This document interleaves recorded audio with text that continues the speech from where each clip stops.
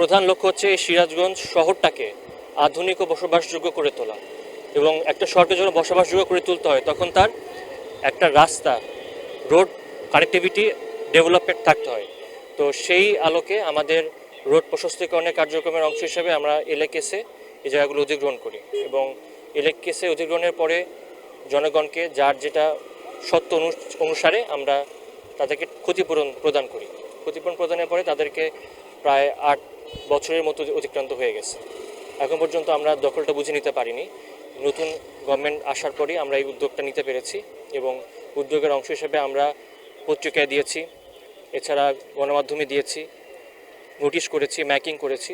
সব কিছুর পরে সময় প্রদানের পরে যারা এখন পর্যন্ত তাদের অস্থায়ী বা স্থায়ী স্থাপনাগুলো সরিয়ে নেয়নি তাদের গ্রুপগুলোকে আমরা আজকে উচ্ছেদ করছি এবং আমাদের প্রায় আজকে 6.5 কিলোমিটার যে রাস্তা আছে উভয় পাশে উচ্ছেদ কার্যক্রম হবে এবং আমাদের প্রায় 2 শতাধিক এই ধরনের অস্থায়ী বা স্থায়ী স্থাপনা উচ্ছেদের অংশের মধ্যে পড়বে।